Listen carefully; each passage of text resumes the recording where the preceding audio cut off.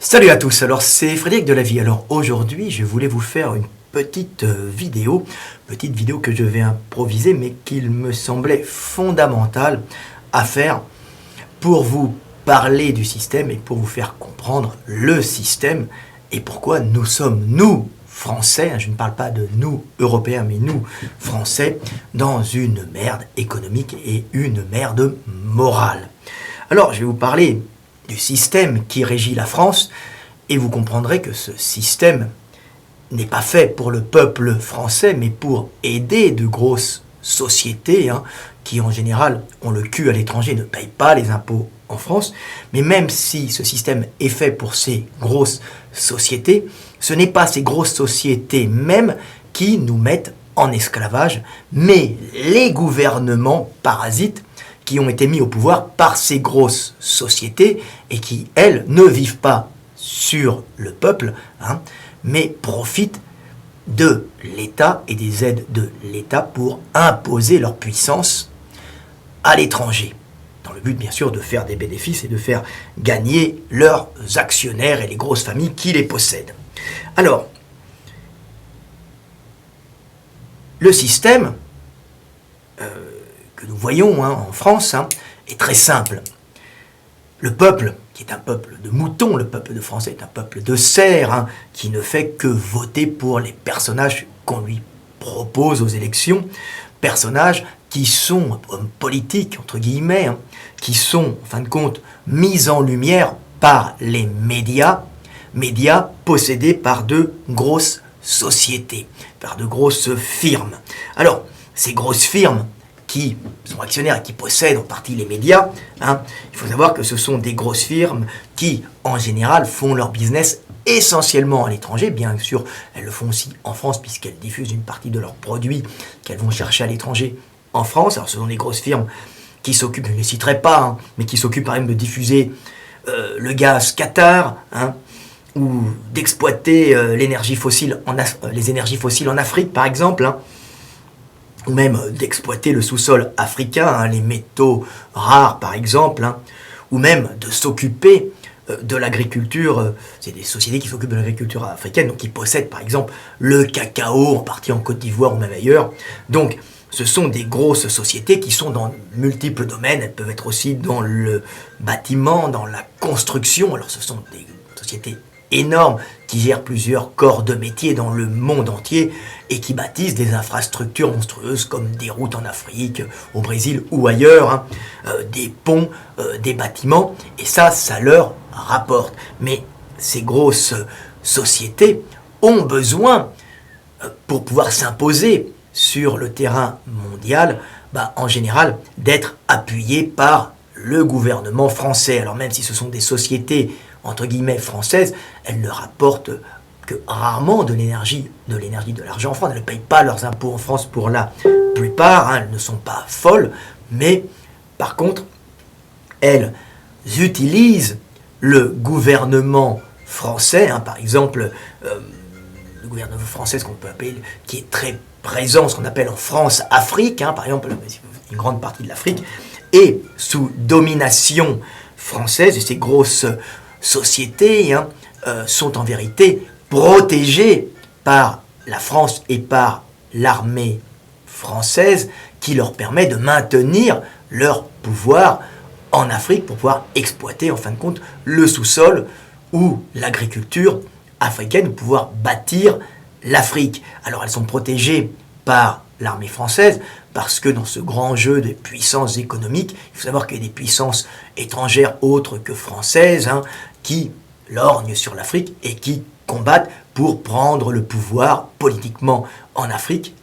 tout simplement pour imposer justement certaines sociétés qui ne seraient pas françaises, imposées pour exploiter le sous-sol africain. Bien sûr, le peuple africain est pris dans un étau dans ces grosses luttes entre superpuissances économiques qui se battent pour l'énergie. Chaque puissance économique, on va dire, chaque grosse firme, c'est un ensemble de firmes, sont en général couverts par l'armée ou par des pays étrangers, en fin de compte, qui viennent avec l'armée, qui viennent avec leur puissance pour s'imposer et lutter dans ces pays. Alors on peut voir, par exemple en Afrique, des fois la France a été évincée à un moment par des sociétés françaises, hein, qui ne payent pas leurs impôts en France, hein, qui ne rapportent pas grand-chose à la France en vérité, mais qui sont soutenus par l'armée française, par exemple, ont été évincés des fois par les armées, par, on va dire, des sociétés américaines. Hein. On voit des luttes de puissance. Alors, il y a les Chinois qui arrivent aussi sournoisement par derrière, mais avec le peuple, mais ce sont des grosses luttes. Alors, ces grosses sociétés qui sont à l'extérieur de la France, en général, financent pas directement les partis politiques, mais financent les médias, font de la pub, justement, aux partis politiques, pour que le peuple, en fin de compte, ne puisse voter que pour les individus qui auront été mis en visibilité par ces médias, qui sont possédés par ces grosses firmes qui exploitent le monde entier. Alors, grosses firmes qui sont censées être sous influence française, mais comme je le dis, elles ne rapportent pas leurs bénéfices en France, et ça ne bénéficie pas principalement aux Français, parce que quand une firme, par exemple, exploite le cacao en Côte d'Ivoire, le cacao sera diffusé dans le monde entier, et pas uniquement en France. Donc il ne faut pas rêver, c'est l'influence de la France, mais pas pour les Français, pour les grosses sociétés qui soutiennent les hommes politiques français, qui, eux, en fin de compte, vont être mis au pouvoir par les médias, possédés par ces grosses firmes, hein, qui vont, à ce moment-là, mettre en lumière ces politiques pour que les Français, un peu comme des moutons, votent pour A ou B, hein, A ou B, hein, ils peuvent même être opposés politiquement, mais dans tous les cas, ils seront mis en lumière et financés par les mêmes firmes. Hein. Et ensuite, quand ils seront au pouvoir, ils feront le jeu politique, on va dire le grand jeu sur l'échiquier international de la politique pour faire valoir les intérêts des firmes qui soutiennent le politique français qui a été mis au pouvoir. Alors il faut savoir que celui qui aura été mis au pouvoir, hein, parce que les Français n'ont pas le choix, ne fera pas des lois fiscales favorisant les Français, mais plutôt en général favorisant ces grosses firmes, même si elles ne gagnent pas majoritairement leur argent, elles ne prennent pas leur énergie sur la France, hein, mais ils feront des lois fiscales qui seront faites en général pour assommer, pour traire le travailleur français, pour faire vivre, en fin de compte, le groupe politique et cet État français extrêmement puissant et parasite qui vit sur le travail des Français. Donc, que l'on vote A ou B, que l'on vote gauche ou droite, rien ne change puisque le peuple ne vote pas ces lois et les lois seront passées en fonction, en fin de compte, des avantages que peut en tirer le gouvernement pour continuer à régner et vivre grassement sur les esclaves. Donc, et en plus, le gouvernement fera, on va dire, des lois fiscales qui seront toujours en défaveur du peuple des producteurs et en faveur, en fin de compte, du gouvernement et de la masse des parasites, hein, parasites d'en haut et parasites d'en bas aussi, qui ont compris que travailler n'avait aucune valeur en France, puis c'est un pays de caste, on ne monte pas socialement comme ça par le travail, hein, mais tous ceux qui sont au gouvernement vivent grassement des taxes perçues sur les travailleurs français qui payent pour entretenir l'État, pour entretenir tous ces parasites, tous ces sénateurs et ces députés, et puis aussi pour payer notre armée et pour payer toutes ces grosses infrastructures et cette influence de la France à l'étranger pour faire valoir tout simplement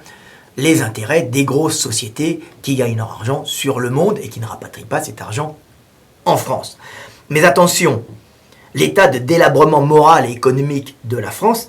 n'est pas de la faute directe de ces grosses sociétés qui sont à l'étranger. Il ne faut pas se tromper quand on analyse le système.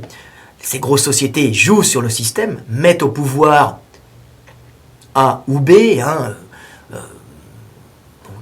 un Macron, un Hollande, un Chirac ou un autre, un Sarkozy, hein, qui feront, en fin de compte, une politique internationale pour favoriser justement les bénéfices des grosses sociétés qui les ont mis au pouvoir, mais l'exploitation de la France n'est pas directement due aux grosses sociétés qui se battent dans le monde entier pour l'énergie, hein, pour exploiter en fin de compte les continents et distribuer cette énergie dans le monde et en tirer des bénéfices pour leurs actionnaires et pour les grosses familles qui les dirigent. Non, eux ne sont pas les responsables de l'asservissement des Français.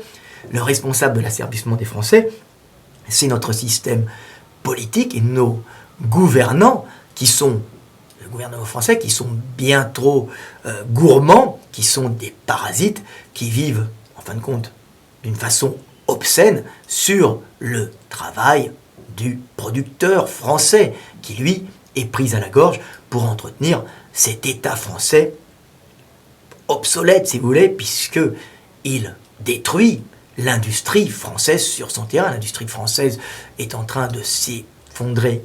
complètement. Hein. Il y a encore des pans de l'énergie qui sont encore là. La France a une grande culture, hein, culture d'ingénieurs. Mais les ingénieurs partent maintenant travailler pour les Américains ou les autres, hein, ou les informaticiens partent à Hong Kong, à Singapour, ils partent partout. Hein. Mais la France s'écroule parce que l'État français est un État trop lourd à gérer. C'est un mammouth, hein, comme disait l'autre, il faut dégraisser le mammouth. Oui, il avait raison. Ce n'était pas uniquement pour l'éducation nationale, c'est pour l'ensemble, en fin de compte, de la classe politique, qui est une classe, en fin de compte, de parasites qui empêchent l'industrie française, hein, en France, hein, pas les grosses sociétés qui sont à l'étranger et qui mettent au pouvoir nos politiques. Hein, c'est nos gouvernements qui nous détruisent et pas les grosses firmes qui les ont mis au pouvoir. Il ne faut pas confondre, même si ces grosses firmes mettent au pouvoir des incapables, des parasites bien trop nombreux qui épuisent notre peuple et qui le détruisent, hein, tout simplement. Donc, voilà comment fonctionne le système. Le système est un système perverti parce que nous votons pour des individus qui, en fin de compte, ne font pas des lois fiscales pour aider le peuple de France, hein, ne font que des lois fiscales pour se maintenir au pouvoir et continuer à se gaver comme des parasites sur un peuple de travailleurs qui n'en peut plus. Hein. Alors, il n'en peut plus, donc les pauvres ont compris que travailler ne servait à rien, qu'on ne pouvait pas monter socialement en France, parce qu'aussi c'est un pays de caste, avec une vieille tradition, en fin de compte, d'immobilité sociale, où on ne peut monter socialement, en fin de compte, que par le communautarisme, hein, qu'il soit religieux, associatif, ou bien par le sexe, hein, comme dans Belle Amie, hein, de Maupassant. Hein. Mais en France, on ne monte pas par son travail, la qualité de son travail. C'est bien le problème de la France, qui est avant tout un problème de caste, mais aussi un problème d'État, hein, trop gourmand, qui génère la paresse des, on va dire, des pauvres, qui ont compris qu'il valait mieux tendre la main, avoir un RSA, une aide au logement, et vivoter avec un boulot de merde, hein, plutôt qu'essayer de réussir, de bâtir, de construire, parce que de toute façon, les lois fiscales, hein, et le système juridique est bien trop lourd et bien trop dur pour pouvoir, pour la plupart des gens, réussir. Hein, ce n'est pas du tout simple, et les gens qui veulent commencer à monter socialement vont perdre un temps énorme dans le labyrinthe des lois et de la fiscalité qui va les clouer, en fin de compte, dans leur caste, hein, la caste des pauvres ou des moyens, la bourgeoisie en général maîtrisant cela, mais ne pouvant pas en général monter plus haut. De toute façon, elle est aussi prise à la gorge par cet État tentaculaire français qui vit en parasite sur notre pays. Et nos hommes politiques, qu'ils soient de gauche ou de droite, sont toujours mis au pouvoir grâce aux médias, possédés par les grosses firmes internationales dites françaises, hein, qui les mettent au pouvoir, tout simplement pour avoir l'aide de l'État français dans ces guerres entre firmes pour l'énergie du monde. Mais ce n'est pas ces grosses firmes qui clouent la France, elles utilisent simplement les hommes politiques français pour leurs intérêts propres, mais ce n'est pas elles qui mettent le peuple en esclavage, c'est nos gouvernements qui sont des gouvernements d'incapables. Donc voilà, je vous ai détricoté un peu le système pour que vous compreniez un peu qui sont nos maîtres. Hein. Nos maîtres qui nous mettent en esclavage, ce sont nos politiques et notre système politique, hein, tous ces sénateurs, ces députés, tous ces types des collectivités locales, tous ces fonctionnaires surpayés qui ne servent à rien. Attention, je ne parle pas des gens qui travaillent pour les services publics, pour la santé par exemple, il y a 22 000 postes en moins, ces gens-là sont dégagés, on ferme des hôpitaux. Hein. Je ne parle pas des infirmières du service public, je ne parle pas des gendarmes ni des policiers, hein. Je parle du système politique général et de tous ces incompétents des régions, des collectivités locales, hein, et du gouvernement et tous ces politiques, sénateurs et députés et tous ces parasites d'en bas qui eux n'ont pas trop le choix que de tendre la main et de vivre en parasite, si vous voulez, en poux, en tique, hein, sur le dos des travailleurs, sur le dos, en fin de compte, de la matière brute productrice française qui, elle, est prise à la gorge et ne peut pas produire et être compétitive dans le monde entier. Nos PME s'effondrent, hein. Bien sûr, notre industrie est en train de partir en couille, alors que l'industrie allemande, elle, est au top, hein, parce que le gouvernement allemand est beaucoup moins dépensier et gère mieux que notre gouvernement français. Donc c'est notre gouvernement français qui a été mis en place par les médias possédés par les grosses firmes internationales, hein, qui sont protégés par l'armée française, par exemple en France-Afrique, hein, ou ailleurs même, ils sont au Brésil, ils travaillent, mais ce n'est pas eux qui nous détruisent directement, puisqu'il y aurait un État qui serait mieux géré, ils pourraient continuer à faire leur business à l'étranger sans épuiser la France, puisque ce n'est pas eux qui épuisent directement les Français. Ce qui épuise les Français, c'est nos gouvernements d'incapables, c'est en fin de compte notre peuple, qui est un peuple d'incapables et de parasites, les hommes cherchant à se parasiter les uns les autres. Voilà, je vous ai détricoté le système, petite vidéo pour vous montrer quand même qu'il y a un grave problème moral en France, et que la seule façon pour remédier, en fin de compte, à ce système, c'est le vote des lois par le peuple, hein, qui permettra, en fin de compte, de dégager tous ces politiques incompétents et d'être un pays qui pourra, en fin de compte, se diriger. Les hommes pourront prendre, en fin de compte, les rênes de leur existence et ne plus être des esclaves au service d'un gouvernement parasite, et en même temps au service d'intérêts qui ne sont pas ceux des Français, mais ceux de grosses firmes internationales dites françaises. Voilà, à bientôt, c'était Fred Delavier, paix sur terre, hein. Apprenons à cibler, à voir où sont nos ennemis. Nos ennemis ne sont pas les grosses firmes qui mettent nos politiques parasites au pouvoir, mais plutôt notre système politique et nos gouvernants qui se comportent, en fin de compte, comme des parasites, comme des sangsues sur le peuple des producteurs, sur les PME, sur les salariés qui bossent et qui triment comme des bœufs au champ. Merci, c'était Fred Delavier, à bientôt et paix sur terre.